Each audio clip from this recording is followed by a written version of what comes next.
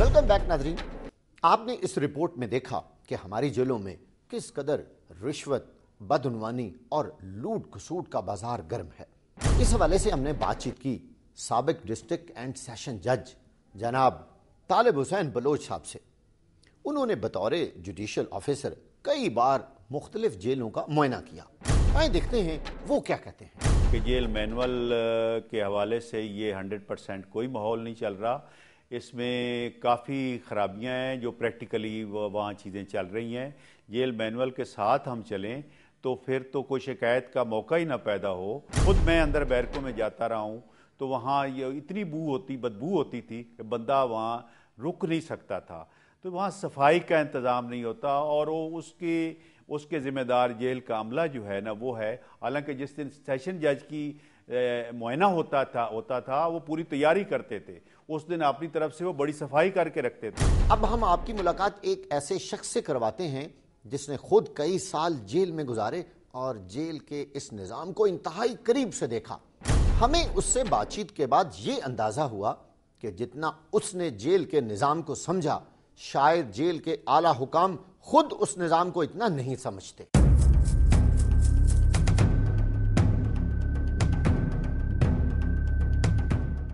कोई भी ऐसा बंदा जेल में, कोई कितना भी खतरनाक लड़का है, आप उसे चेक करो, उसका रिकॉर्ड निकलवाएं। फर्स्ट टाइम जब वो गया होगा ना, उसके ऊपर छोटा सा केस होगा, या चोरी का, या किसी को छेड़ने का, कोई जगह टैक्स का, कोई जुए का, कोई ऐसा पर्चा होगा। लेकिन वो दोबारा जब गया है, वो 6 केसेस हैं उसके साथ। फिर वो जब तीसरी दफा गया है, वो मर्डर केसेस भी हैं, पुलिस मुकाबले भी हैं, रैंसम केसेस भी हैं। सब क्या है, वो यही है कि वो जेल से खराब होकर बंदा बाहर निकलता है। स्मगलर्स अंदर बैठे हुए हैं, डेंजरस लोग अंदर बैठे हुए हैं। वो उन लोगों ने फोन करना है बाहर, उन्होंने किसी से टैक्स मांगना है। अब यकीन करें, अगले दिन हम वो बंदा मुलाकात पे देखते हैं। पंजाब की तमाम जेलों में देखिए 100 के नोट की बड़ी वैल्यू है। मैं मुल्तान भी गया हूँ, वहाँ पे अगर मैंने किसी को 100 रुपया दिया ना मुलाकात करने का, तो उस बंदे ने मेरे हाथ भी चूमे हैं। लेकिन इन जेलों में अगर आप किसी को चेक भी दे देना काट के, तो वैल्यू कोई नहीं है। जगह इतनी बड़ी होती है कि आप पैदल पूरी जेल को अगर वॉक करते हैं तो आप थक जाएंगे। रकबा इतना बड़ा जेल का होता है। बैरकें इन्होंने कम बनाई हुई हैं। इनको ये चाहिए कि ये आप यकीन करें कि मैं छोटा था, जब होता था ना, मैं देखता था कोई बैकवर्ड लोग उनके घरों में जाना, तो उन्होंने बच्चों को ना वो उसके 4 पे के साथ ना बांध के वो कपड़ा सा उसको ऐसे चुलूंगी में उसको डाल के तो हिला रहे होते थे। तो मैं बड़ा हैरान होता था कि ये गरीब लोग हैं बेचारे, इनके पास झूला नहीं है। आप यकीन करें कि कोट लखपत जेल में आप जाकर देख लें, खुदा की कसम खा के आपको ये बात कहूँगा, बंदे की आंखों में आंसू आ जाते हैं कि क्या आलम है, हु का आलम। कि लैट्रिनों के अंदर, बाथरूमों के अंदर 4-4 बंदे वो कपड़े, वो जो आपको बताया, वो डाल के एक दूसरे के ऊपर स्टेप बाय स्टेप सोए हुए हैं। यहाँ पे जी ये है कि आप देखें कि मैं तो दावे के साथ ये बात कह सकता हूँ कि कोट लखपत और कैंप जेल की एक दिन की अगर आमदन को अगर आप नोट करें ना, मुझे नहीं पता कि उसमें ये किस तरीके से लोगों को करते हैं। बाकी कैंप जेल में एक दिन की आमदन जो है ना, मेरे अंदाजे के मुताबिक, और ये आपको बड़ा मजबूत आइडिया दूंगा, 50,000 से लाख रुपए की एक दिन की आमदन है। जेल की जो करप्शन है ना, वो उसके कई पहलू हैं। जेल की करप्शन जो है वो यानी मुलाकात से लेकर उनको मुख्तलिफ सहूलतें देने के बदले में वहाँ जो है पैसा चलाया जाता है और करप्शन होती है। मसलन उनको मोबाइल, कुछ जो लोग हैं वो पेमेंट करते हैं, उनको मोबाइल रखने की इजाज़त है। कुछ लोग हैं वहाँ जो हेरोइन के आदि, उनको हेरोइन भी मिल जाती है। तो ये लोग ऐसे, ये इसके अलावा कुछ चीज़ें जो बैंड आइटम हैं जो अंदर नहीं जा सकते, जिससे मतलब कोई वारदात कर सकता है या किसी कैदी को मार सकता है, तो वो चीज़ें भी अंदर पास हो जाती। तो कैसे हो जाती हैं वो, सिवाय इन जेल के अमले के साथ मिली भगत के वो अंदर नहीं जा सकती। तो वहाँ कुछ लोगों ने मोबाइल फ़ोन रखे हुए हैं। सिम तो हर एक के पास है ना, वो सिम हर एक ने अपनी बनाई हुई तकरीबन। तो वो मोबाइल फ़ोन जो है उसे 1-2 सेट जिसके पास हैं, वो पेमेंट लेता है, क्या करता है उससे, वो सारे जो है ना जेल में बैठे हुए घर वालों से बातें हो रही हैं।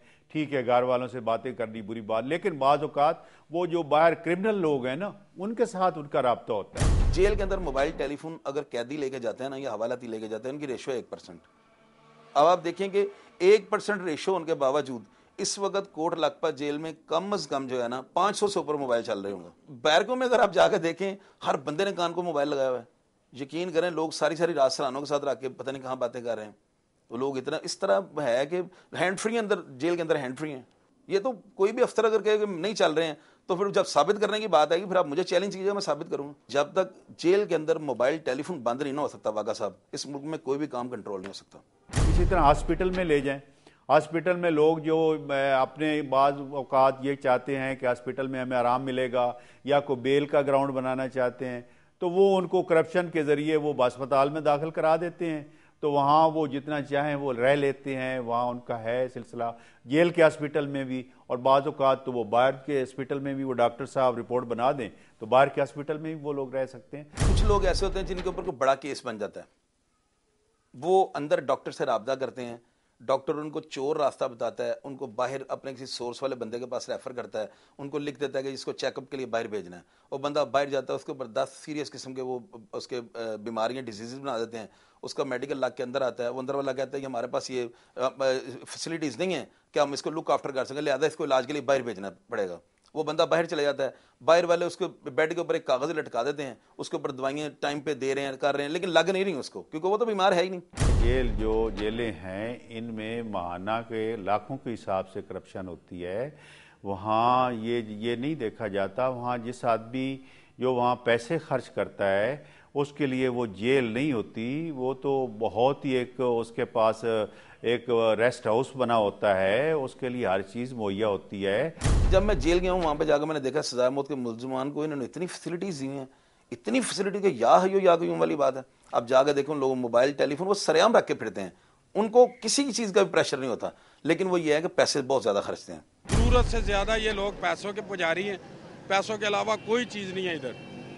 आपका भतीजा अंदर क्या बताता है, अंदर क्या हालात है? अंदर हालात ये हैं, मैंने एक दफ़ा उसको 500 दिया है, एक दफ़ा 1000 दिया है, वो कहता है जी अंदर पैसा ही चाहिए बस, और मुझे कुछ नहीं चाहिए।